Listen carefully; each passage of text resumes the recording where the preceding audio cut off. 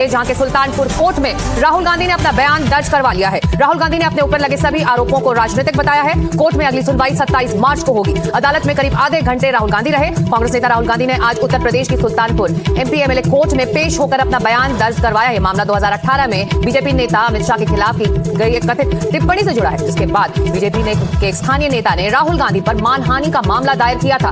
अदालत की कार्रवाई के दौरान राहुल गांधी लगभग आधे घंटे तक मौजूद रहे। उन्होंने अपने ऊपर लगे सभी आरोपों को सिरे से खारिज कर दिया और इसे राजनीतिक करार दिया। गौरतलब है कि पिछली सुनवाई के दौरान राहुल गांधी अदालत में पेश नहीं हुए थे, जिसके बाद उन्हें आज पेश होने का आखिरी मौका दिया गया था। सुल्तानपुर की विशेष अदालत इस संवेदनशील मामले की सुनवाई कर रही है। राहुल गांधी के बयान दर्ज होने के बाद अदालत ने इस मामले की अगली सुनवाई के लिए 27 मार्च की तारीख रखी है।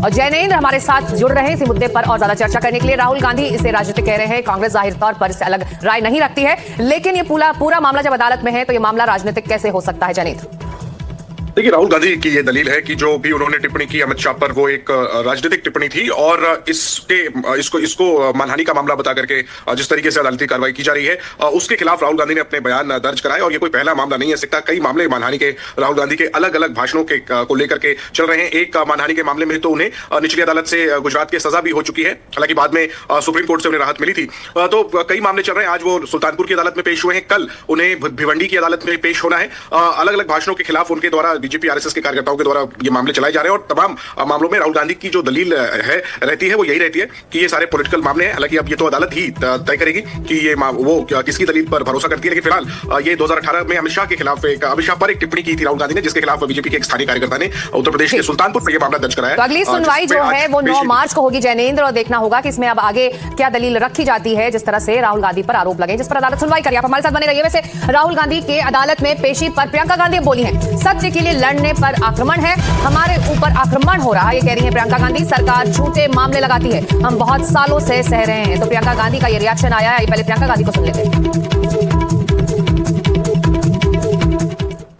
अब ये उसी तरह की राजनीति का मिसाल है कि केस डालो, झूठे केस डालो, लोगों को प्रताड़ित करो। हम तो सह रहे हैं, बहुत सालों से सह रहे हैं। और मेरे ख्याल से एक पहचान भी बन गई है कि जो सत्य के लिए खड़ा है, जो सकारात्मक राजनीति करना चाहता है, जो विकास के लिए, जनता के लिए खड़ा है, उस पर सबसे ज़्यादा सरकार का आक्रमण होगा, सबसे ज़्यादा उसी पे केस डलेंगे, सबसे ज़्यादा ईडी, इनकम टैक्स उसी पे होगा। तो एक बैज है, ऑनर का बैज है कि हाँ ठीक है, हम सही रास्ते पे हैं क्योंकि हम पे आक्रमण हो रहा है। भारतीय जनता पार्टी के लगातार पूरे देश में उनके खिलाफ झूठे और फर्जी मुकदमे कायम कराए। उसी सिलसिले में सुल्तानपुर में भी एक इसी तरह का मुकदमा कायम हुआ है। हमें न्यायपालिका पर भरोसा है, हमें न्याय मिलेगा, लेकिन उसी में हाजिर होने के लिए कोर्ट ने बुलाया है कि न्यायालय का आदेश है और निश्चित है कि न्यायालय ने नोटिस दिया है, तो न्यायालय के आदेश का पालन करने के लिए राहुल गांधी जी जा रहे हैं।